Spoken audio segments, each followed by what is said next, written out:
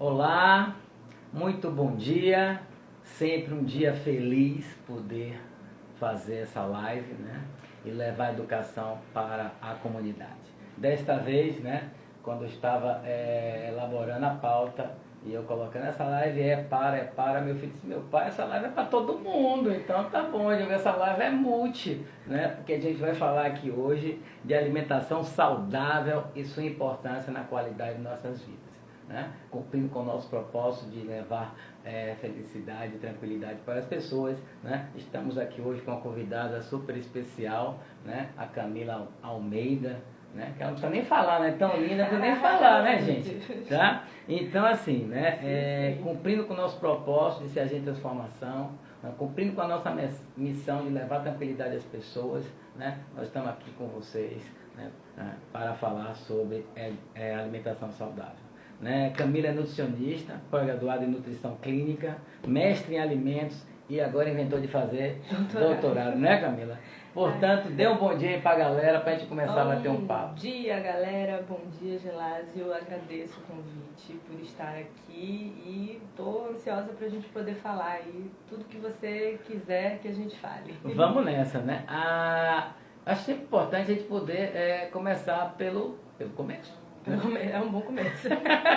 Ou seja, numa visão ampla assim, qual é o papel da nutricionista para a sociedade e para mim, Gelásio, e para qualquer cidadão?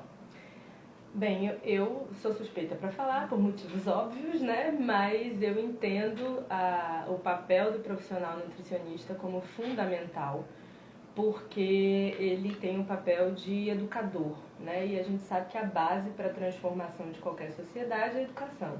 No quesito, nesse caso, é educação nutricional, né? Então, seja lá qual for a área de atuação do nutricionista, nutricionistas podem trabalhar desde na área clínica, como a gente chama, né? Em hospitais, em consultórios, ambulatórios, mas eles também estão presentes em todas as camadas de segurança alimentar e nutricional, desde a formação, estruturação de políticas públicas de segurança alimentar, até, de fato, controle microbiológico, higiênico-sanitário, de tudo que se come, a forma como são preparados, transportados, sempre com o intuito mais de, acima de tudo, de ser educador.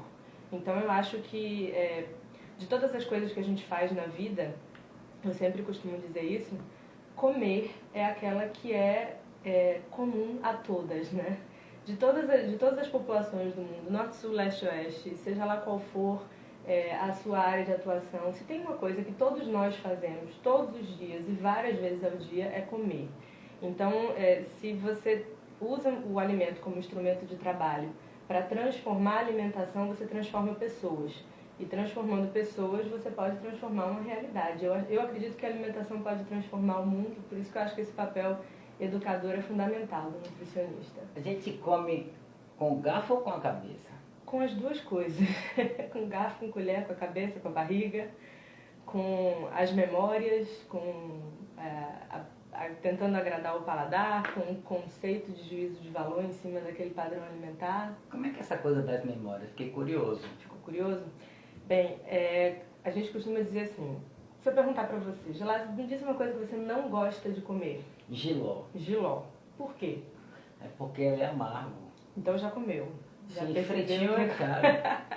Então, quando a gente diz que gosta ou não gosta de alguma coisa, nós não estamos falando somente do sabor, mas a gente está falando do sabor, do olfato, da textura, da memória que aquele alimento lhe traz. Será que aquele dia em que você comeu esse alimento não foi o contexto da situação que fez com que você deixasse de gostar? Tem uma série de coisas de sabor amargo que provavelmente você gosta. Porque só o jiló tem esse contexto agregado de que normalmente as pessoas acham que não é uma coisa boa. E principalmente também o quinto fator, que é o juízo de valor que você faz sobre aquele alimento. Se é algo que você encara como algo que não é saudável, você cria um juízo de que aquilo ali não é bom, talvez. E aí talvez você diga que não goste. Ou o contrário, né? Então, quando a gente muitas vezes não sente um sabor agradável num determinado alimento, mas o cheiro é bom, a cara é boa, a memória que ele traz é uma lembrança interessante, você vai e diz que gosta. Às vezes a cara não é bonita, mas o sabor é bom, o cheiro é estranho. É uma mistura disso tudo que faz com que o nosso cérebro entenda se gosta ou seja, não gosta o imaginário daquilo. aí tem tudo a ver, né? Tudo a ver. Por isso, é isso que a gente trabalha na estratégia da nutrição comportamental, né? A mudança do comportamento em relação ao alimento é você tentar estratificar esses 5 fatores e você realmente perceber de tudo aquilo que você diz que não gosta, como que a gente pode trabalhar para fazer você passar a aceitar aquilo no dia a dia. Camila, na minha casa a gente vive um processo de transformação muito interessante, né? Eu sempre fui no passado, né? Acho que ainda hoje, né, um carnívoro, embora tenha reduzido as quantidades. Tenho hoje um filho vegetariano, né? Fala cliente ou paciente seu? Tanto faz. Tanto faz, né? Que é o João. E a Cláudia tem reduzido aí, acho que ela se tornará uma vegetariana. Se eu fosse para um lugar que não tivesse um pedaço de carne, eu não encostava, né? E hoje eu convivo muito bem com isso e tem os dias que eu não consumo carne, né? E aí, na verdade, a gente vai misturar esse bate-papo aqui com essa parte vegetariana. Ela queria que o tema fosse vegetarianismo. A gente faz uma sobre isso, mas vamos ser um pouquinho genérico para depois chegar no específico, né, Camila? Específico. E aí, então, cada um de um jeito, cada um imaginando de um jeito, né? Então, esse tema que a gente resolveu também conversar aqui, que é o que é comer bem, né? Que conceito é esse que é comer bem, né? É uma feijoada de manhã cedo depois do baba ou um prato leve para poder ter uma vida longa e saudável? Você sabe que isso é tema de discussão há anos. Eu sou formada, vai fazer 15 anos. Juntando 4 de faculdade, vamos botar aí quase 20 anos ouvindo falar em nutrição e tentando, de alguma forma, contribuir para esse meio. Desde então, eu ouço falar em todos os eventos que existem, em que se tenta de definir o que é alimentação saudável, que seria esse comer bem. Ninguém nunca chegou numa conclusão, até hoje. Essa resposta ela não existe. A gente precisa perguntar, primeiro assim, é saudável para quem? Será que um alimento que vai da boca para dentro no organismo de uma pessoa vai ter um efeito benéfico e isso ser saudável para ela, mas ter sido produzido às custas de excesso de utilização de defensivo agrícola, de alguma forma prejudicando o solo, prejudicando o produtor, prejudicando quem está vendendo? Será que a gente pode considerar isso saudável no contexto geral? Hoje é essa linha de raciocínio que eu sigo. Quando alguém me pergunta o que é uma alimentação saudável, eu digo que é aquela que tenta ser saudável em toda a sua cadeia produtiva. Eu gostei desse negócio aí. Para quem vende, para quem compra, para quem come, para quem planta e, acima de tudo, para a natureza, porque a ideia é de sustentabilidade, né? Toda a nossa linha de raciocínio de segurança alimentar e nutricional é pautada na sustentabilidade. Então, tudo aquilo que a gente produz hoje, a gente tem que deixar como dever a possibilidade de ser produzido novamente amanhã. E muito do que se encara hoje como padrão alimentar, rotineiro, cultural e até, às vezes, saudável, é saudável para quem está comendo, mas não é saudável para essa cadeia cíclica produtiva, né? E aí a gente tem que parar para pensar se realmente é saudável ou não. Vocês estão vendo que o olhar, macro. É muito, viu? E eu quero entrar forte nessa questão, então, do sustentabilidade com você, né? A minha família tem um pedaço de terra aqui no município de São Jacuípe, né? E eu convidei João para ir comigo para vacinar o gado. Disse, meu pai, eu não vou vacinar o gado com você. Mas, meu filho, eu estou cuidando dela. Você está cuidando para matar, meu pai. Entendeu? Então, imagine essa coisa, né, da vida, como vai mudando o seu olhar, né? E dentro dessa perspectiva, né, o João estava me explicando da quantidade de água e daquilo que há de desmatamento para que a gente coma um bife, né? E esses dados são incríveis, né? Eu não tenho os números, se você tiver algum pode, por favor, contribuir, né? Ou seja, não é você comer a carne, é você poder não respirar no futuro se você no mínimo reduzir esse consumo, não é? Reduzir esse consumo, exatamente. O João tá que tá, né? Tá que tá, Ele né? tá afiado. Bem, é isso aí, tudo e mais um pouco, né, em relação ao impacto ambiental.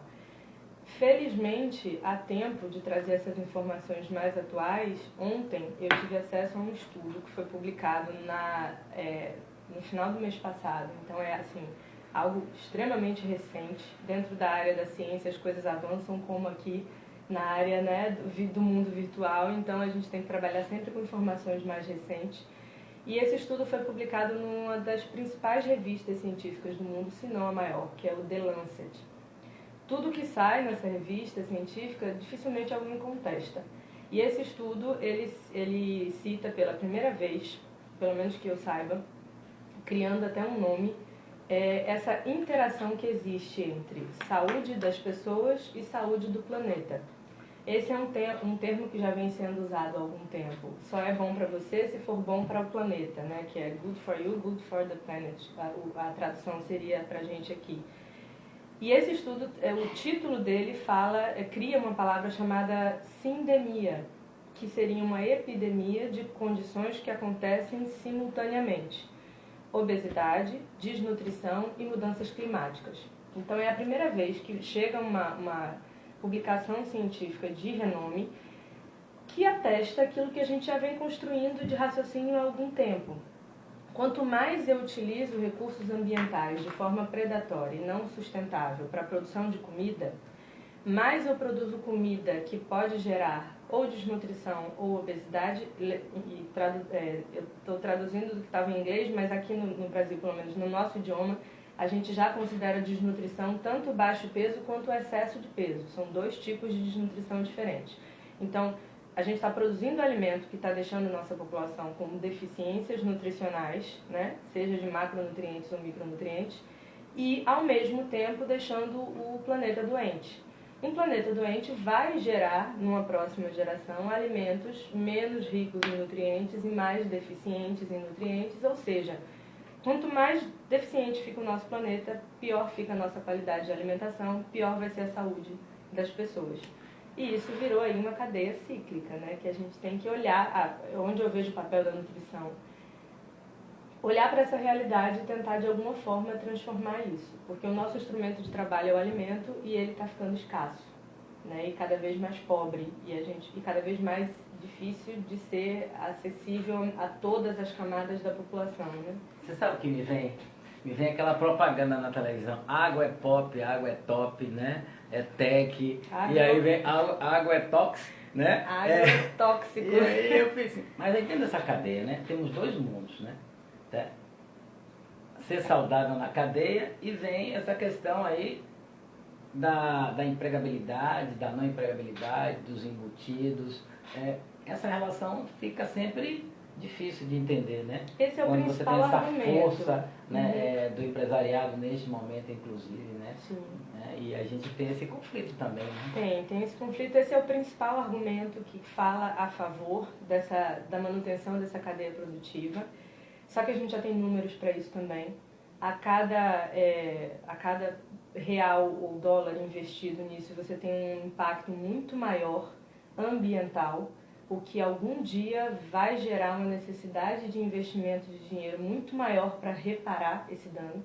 Então a gente já está trabalhando aí com uma balança negativa, né?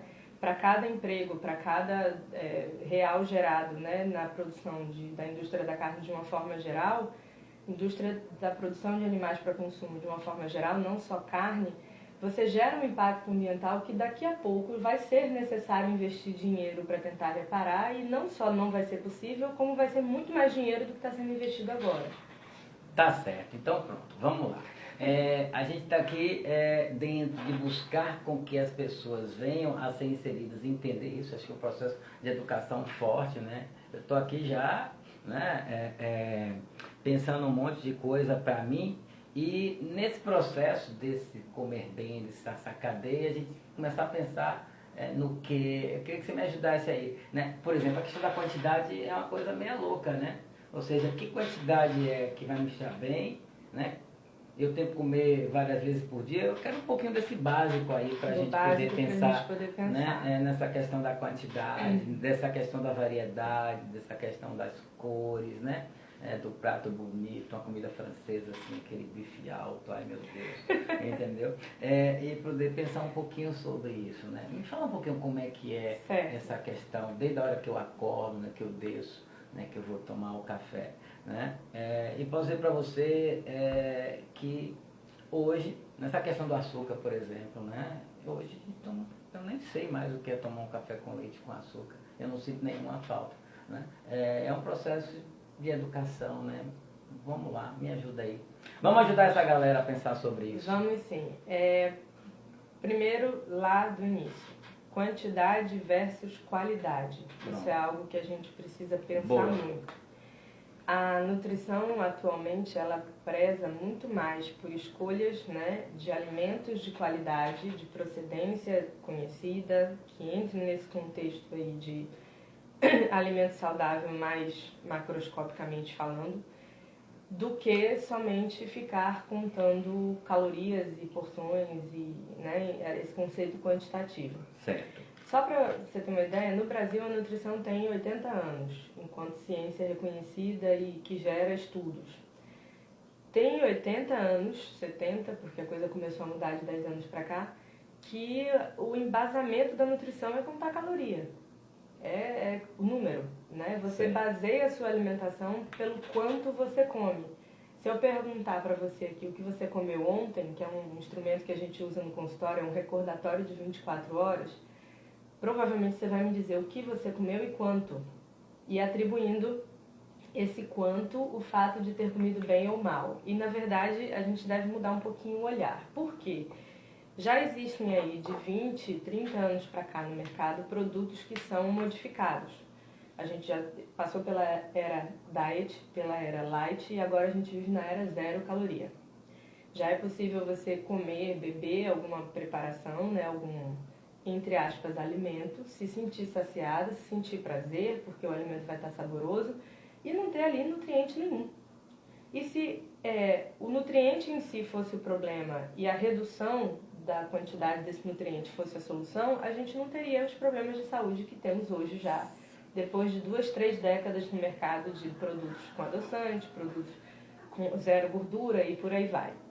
Então, assim, açúcar é ruim em excesso, mas nosso corpo sabe o que é.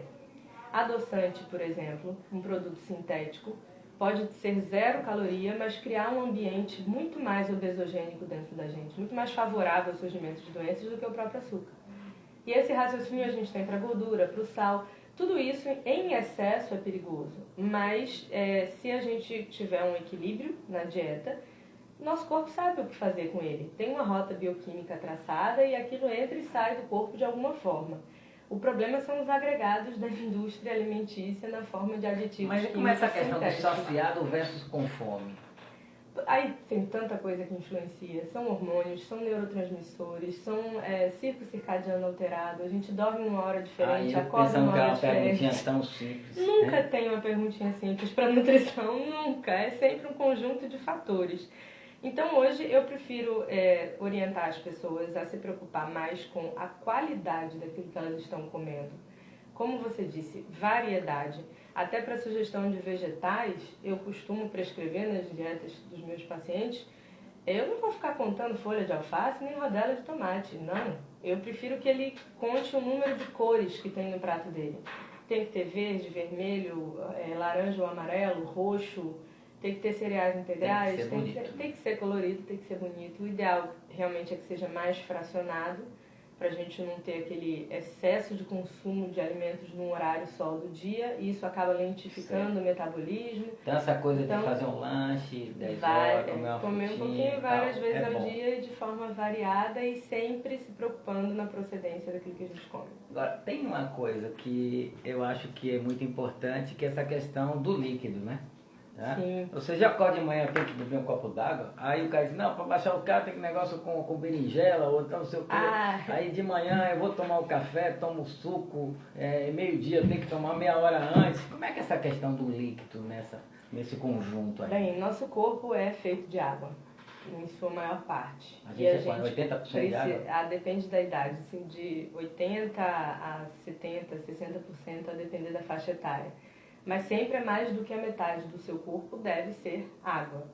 Nem todas as reações bioquímicas do corpo são dependentes de oxigênio, mas todas são dependentes de água. O corpo literalmente para de funcionar, não é à toa que uma pessoa só consegue viver 2, no máximo 3 dias sem beber água. E consegue viver 30 sem comer. Então realmente é uma necessidade orgânica básica. Costuma-se individualizar essa prescrição, o básico é 30 mililitros por quilo de peso, então é só você pegar o seu peso. Traduza como 2 litros de água por dia, tá bom? Essa história de 2 litros para mulher, 3 litros para homem, eu discordo, apesar de ser uma recomendação válida, né, validada no caso, mas depende do tamanho do homem, depende do tamanho da mulher, a coisa tem que ser individualizada. Então você pode pegar aí, multiplica o seu peso por 30, essa é a quantidade de água que você tem que beber no dia. Eu peso 60 e alguma coisa, não vem o caso. Vamos arredondar para 60. O meu nem vou contar. 60 vezes 30, 1.800 ml, ou seja, 1,8 litro. Não são necessariamente 2 litros.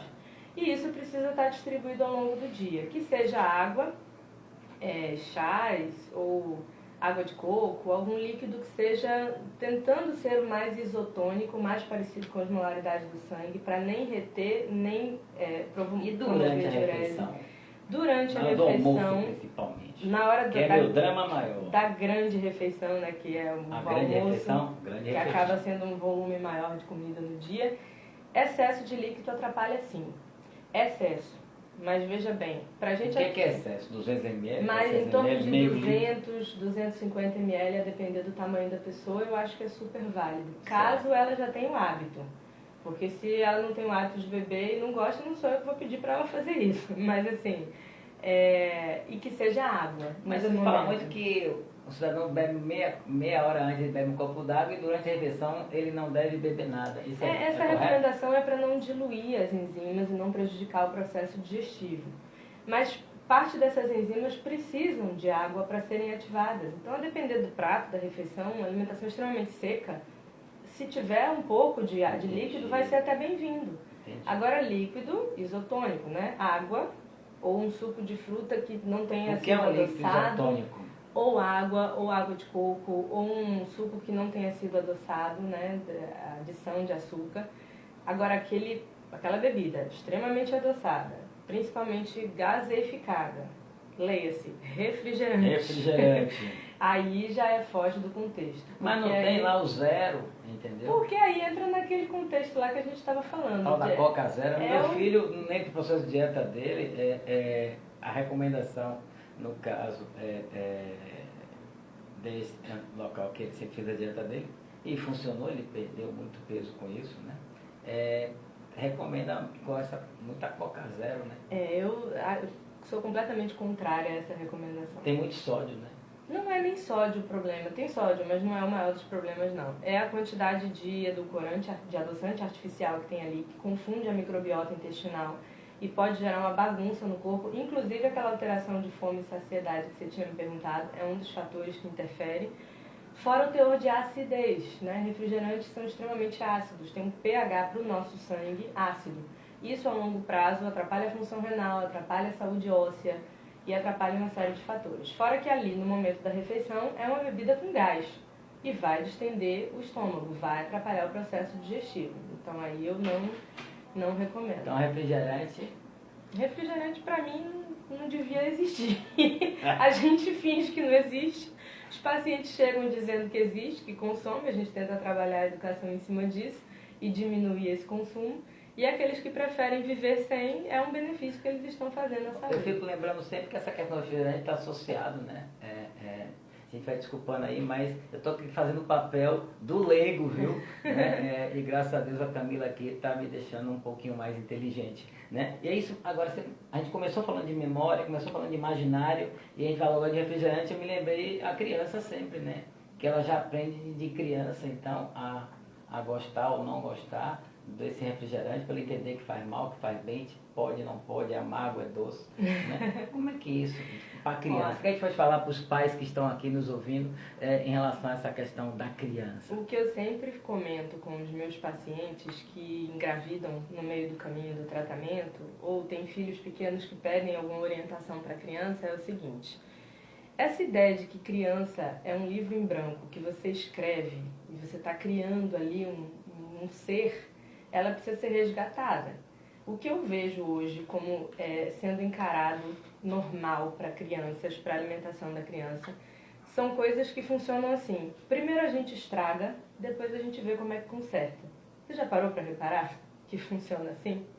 Se a gente está no contexto ali de uma mesa, a família inteira almoçando, você vai ver as pessoas mais velhas, elas vão ter, né, uma preocupação, normalmente assim, tem uma preocupação um pouquinho maior com a alimentação, vai estar comendo ali um arrozinho integral, uma saladinha, e ninguém pensa que a criança precisa disso. O prato da criança vai estar normalmente sem cor, monocromático, com cereais refinados, com alguma parte proteica ali com excesso de glutamato para a criança aceitar, porque é um realçador de sabor, né, para o paladar, esses embutidos da vida.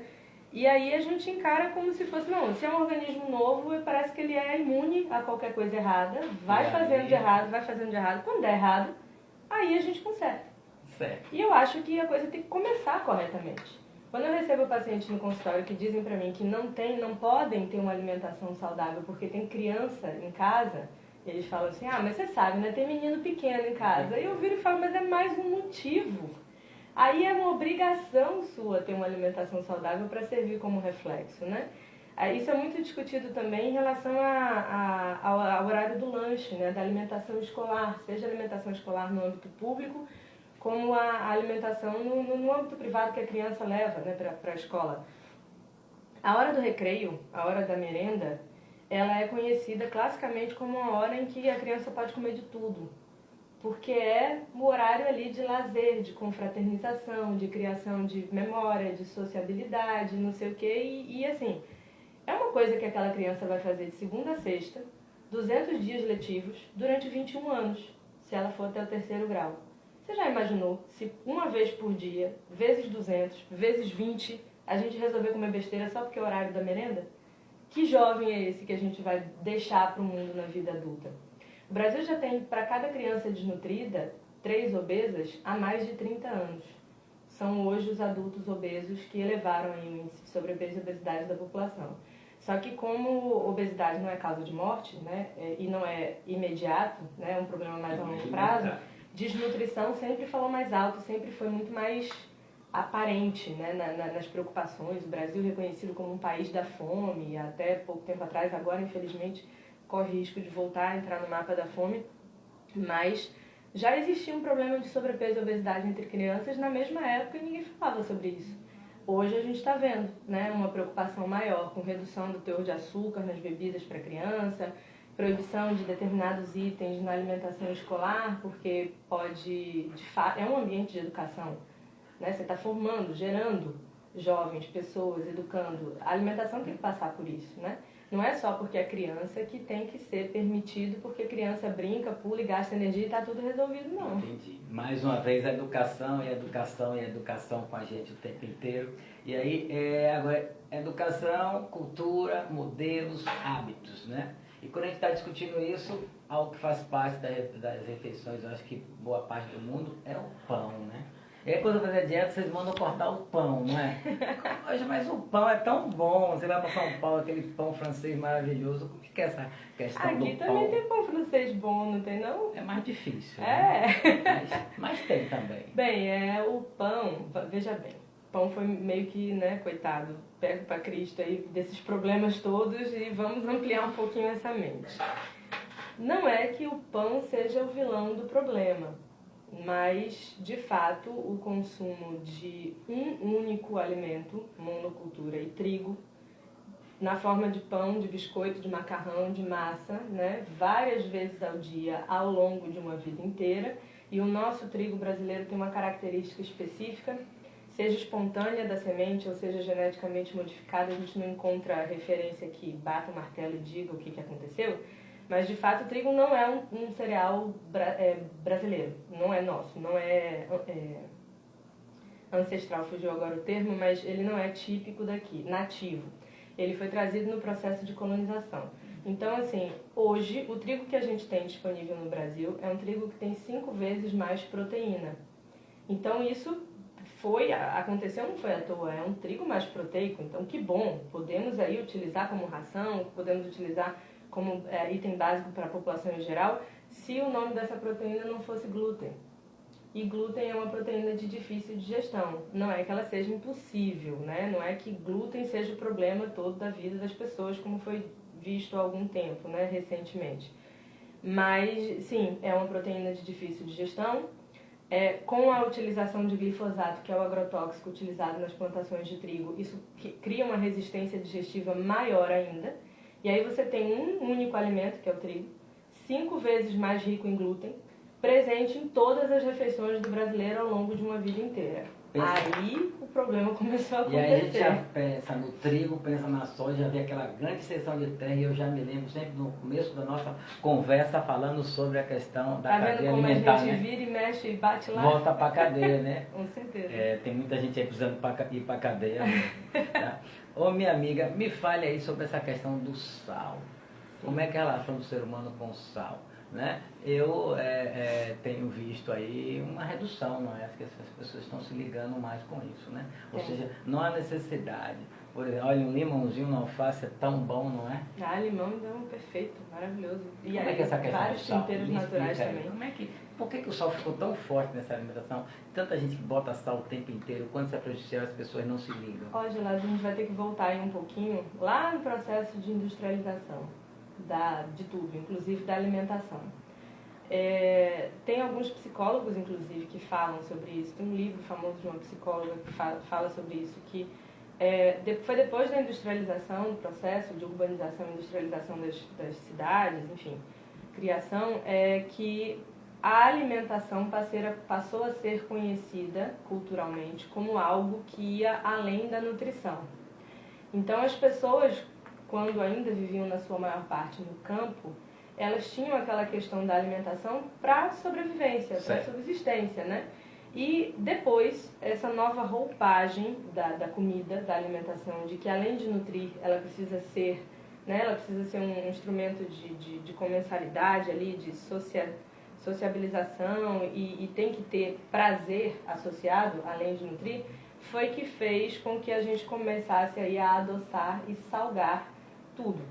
Mas para conservar ou para dar sabor? Para conservar, porque a indústria necessita, e o sódio é o conservante mais barato, universal, né? Nenhuma indústria vai abrir mão disso, mas também para realçar sabor.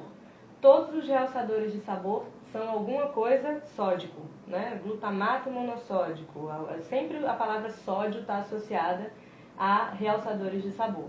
Então, sódio é um nutriente necessário, a gente precisa dele, né? Ele tem funções no corpo, só que o excesso dele promove retenção de líquido e um monte de efeito negativo. Então, aí foi que a gente tá vendo aí de mais ou menos 10 anos para cá, políticas públicas levando à redução do teor de sódio nos produtos, porque estão vendo que isso não está sendo muito bem, em termos de saúde da população, isso não está sendo benéfico. É o que a gente está vendo hoje acontecer com o açúcar. De 2015 para cá, a Organização Mundial de Saúde lançou uma pesquisa, uma diretriz, né? Manda quem pode, obedece quem tem juízo. Para evitar cárie dental, que ainda é um problema de saúde pública, e obesidade, que aí é saúde pública no mundo inteiro, a alimentação ela deve ter, no máximo, 5 a 10% da sua caloria na forma de açúcar. Sabe o que significa isso? Mais ou menos em torno de 25 a 50 gramas de açúcar. Sabe quanto tem em uma latinha de refrigerante? Em torno de 35 a 40, só em uma latinha de refrigerante. E olha que tem açúcar já em tudo que a gente come. Essa pesquisa, essa diretriz, ela fala do açúcar, não é só o açúcar que a gente adiciona no suco, na bebida, não. É o açúcar das frutas, do mel, do melaço, dos alimentos que já contém naturalmente açúcar. Essa questão da mídia e dos hábitos, né, que a gente vai, me lembra muito daquela propaganda, né, do pipoca com guaraná, né, e você vai no cinema, tem aquele copo enorme de pipoca, aí a pizza, e hoje lá em casa, por exemplo, as pizzas a gente com suco, com água, ela melhorou bastante. Agora, uma vez que a gente conversou sobre toda essa questão da alimentação aí, como é que a gente combina então, né, este momento de qualificar a alimentação com a prática de exercícios físicos? Hein? Isso é fundamental. Como é que combina isso? Em que momento? Na hora que eu começo, eu paro de fazer exercício, eu volto depois. Como é que é essa relação aí? Na verdade, a atividade física ela deve ser estimulada sempre, desde a infância, e a forma como a pessoa conseguir encaixar isso no estilo de vida dela. Não existe uma modalidade esportiva ideal para todo mundo, existe aquilo que cada um consegue fazer no seu dia a dia, desde que essa pessoa se mexa. Nós fomos programados para, né, ter movimento, Nosso corpo depende de movimento, nosso sono produz hormônios que dependem disso e que o corpo que não cansa não descansa, então a gente precisa se exercitar para dormir bem. E a alimentação acaba complementando tudo isso, né? É fundamental. É a coisa que mais reduz colesterol, a gente até consegue fazer muito pela alimentação, mas quando você tem atividade física associada à alimentação, você tem um resultado muito melhor. Mas como é que eu faço? Eu fui para você, certo? E aí tem a academia, o personal, a literatura, o nosso Google. Como é que eu vou entender essa minha carga alimentar com essa minha carga de exercício? Isso tudo. O treino ele deve ser prescrito pelo educador físico, né? Seja na academia, seja o fisioterapeuta no Pilates, seja o professor de educação física na escola. É ele que define o treino para a pessoa. Um nutricionista pesquisa que nível de esforço físico é esse, se ele é leve, se ele é moderado, se ele é intenso. E ele, na sua adequação dietética, ele ajusta um valor calórico a mais na dieta para poder contemplar esse gasto energético que a pessoa está tendo com a atividade física. E tenta, ao máximo possível, aumentar a quantidade de nutrientes antioxidantes, porque o treino, o exercício físico acaba produzindo muito radical livre. E aí a gente precisa combater isso para que esse treino sirva para promover saúde e não para causar lesões, né? Aí, a depender do nível de intensidade dessa atividade física, uma atividade física que vai além de 1 hora ou com uma intensidade maior, a gente seleciona bem o que a pessoa come antes do treino, depois do treino, carboidratos que entrem no corpo de forma mais lenta, como por exemplo uma batata doce, né, que apesar de ser doce, as pessoas acham que, né, tem muito açúcar, mas é exatamente o contrário. E no pós-treino a gente pensa aí numa alimentação que reponha esses carboidratos e que também tenha mais proteína para fazer essa adequação. A hidratação durante o treino também é muito importante. Quando passa de 2 horas, a pessoa tem que fazer reposição de líquido e glicose intra-treino. Então, tudo isso o nutricionista pesquisa, a depender de cada um, e faz uma prescrição individualizada. Tá vendo, gente? Portanto, movimente-se, viu? Tá? Bom, aí, Camila, eu fico aqui pensando, né? E eu mantenho aqui um quarteto, se for quinteto ou sexteto, você complementa, por favor. Né? Mas eu pensei o seguinte, para a gente estar bem, no caso, eu tenho que estar bem do ponto de vista médico, essa saúde do médico, vamos chamar assim, né? A questão da alimentação, a questão do exercício, né? E entra para mim o quarto fator, tanto quanto importante, que é a espiritualidade, né?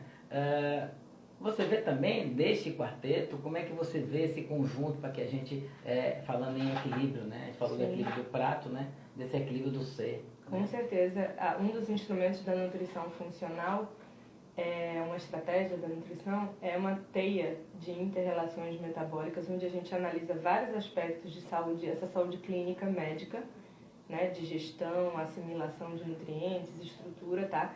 E no centro, porque o formato de teia é exatamente para mostrar que uma coisa interfere na outra. No centro a gente tem emoções, mente e espiritualidade, porque sabe-se com certeza que tem influência. Tanto a nossa alimentação influencia na condição de saúde, que influencia nessa questão de mente, como o contrário também acontece. Hoje o que a nutrição estuda muito é tentar interferir nas questões psicológicas com a saúde do intestino. O intestino é o segundo cérebro do corpo e para a gente tratar as questões, né, psicológicas, psíquicas, enfim, seja qual for a dimensão, a gente precisa primeiro tratar o intestino. Isso é muito impactante. Você ouviu, gente? O intestino é o segundo cérebro do corpo. Não é à toa que são anatomicamente parecidos, Meu Deus, né? Eu nunca pensei. E as bactérias que existem no nosso intestino, elas se comunicam entre si, como os nossos neurônios se comunicam no cérebro. As bactérias são mafiosas assim? A gente tem 10 vezes mais bactéria do que célula no corpo. A nutrição precisa começar a olhar para a nutrição de bactéria, não só nutrição de célula agora. Essas bactérias precisam trabalhar a nosso as bactérias, né? As ruins. As ruins. As boas, não. Tem bactéria boa, Com certeza, deve ter, é para ter. Um corpo que é como privado... Eu sou ignorante nisso, tá vendo, gente? O corpo que não tem bactéria boa, que é essa que a gente chama de probióticas, né? Ele vai ter doenças. Com certeza. Porque essas bactérias produzem nutrientes, promovem a absorção de nutrientes, dificultam a entrada de toxinas no nosso corpo e produzem os neurotransmissores que a gente usa no cérebro. Então, por exemplo, o transtorno depressivo, que é uma dificuldade aí do metabolismo da serotonina, que hoje é uma das doenças conhecida como mal do século, a depressão. Essa serotonina ela é produzida no intestino. A gente precisa ter um intestino saudável para que ela seja produzida e atue no cérebro de forma saudável. Então existe uma ligação muito, muito íntima entre saúde do corpo, alimentação e essa questão mental. Gente, olha, acho que eu vou ter que trazer a Camila aqui noutra feita aí, né? A gente gerou umas 5 pautas aqui. Nossa, eu estou aqui, né, muito feliz com a nossa pauta, né? Chegando aqui para o nosso final, e eu acho que tem um item aí para a gente concluir que eu acho muito importante, que é o conceito do belo, né? Ou seja, eu vejo muita pessoa querendo, no verão, fazer exercício para ficar bonito, né? E aí, bonito é ser feliz, bonito é ser saudável, né? Concordo. E eu gostaria que você, né, também comentasse esse assunto aqui para a gente estar inserindo, porque eu acho que por aí a gente pode fazer que as pessoas percebam mais a importância dessa nossa pauta aqui, dessa nossa contribuição aqui para a sociedade. Isso é fundamental. Eu sou muito sincera quando eu recebo pessoas no meu consultório querendo esse tipo de, entre aspas, milagre, e essa preocupação única e exclusiva com a estética. Eu acho que a estética faz parte da saúde, eu não consigo separar as duas coisas, não. Se chega a incomodar a ponto de interferir na saúde psicológica, em algum momento vai interferir na saúde do corpo. Mas essa busca por resultado imediato e às custas de qualquer coisa, e sem reparar que às vezes o corpo está todo errado por dentro, e antes de melhorar o cabelo precisa melhorar as funções vitais, isso aí é fundamental que o nutricionista seja sincero com o paciente para que ele não se frustre, né? Esse trabalho, dieta que tem data para começar e data para terminar, o resultado também tem. Data para começar e data para terminar. A gente precisa encarar mudança de hábito alimentar como algo para a vida toda. Por mais que alguma estratégia específica tenha realmente um tempo, 1 mês, 2 meses, mas aquela mudança de comportamento em relação à alimentação, ela tem que permanecer e a pessoa pensar que melhorar a qualidade de vida muitas vezes acaba sendo muito mais belo, muito mais agradável do que somente melhorar a estética por fora e ter o corpo ali todo cheio de problemas. Portanto, muito obrigado, Camila, tá? Muito obrigado a você que está aí com a gente, né? E por estarmos aqui felizes, agradecendo a Deus a oportunidade, né? E mentalizando o positivo, tá? Acredite, a gente vai partir sempre para uma melhor, né? E esses momentos de transição e de perda, eles fazem parte da nossa história. Vamos vibrar o positivo, né? E fazer com que as coisas fiquem melhores e que sejamos cada vez mais felizes. Camila, muitíssimo obrigada. Nos agradece muito aqui a sua presença. Eu que agradeço. As tuas obras.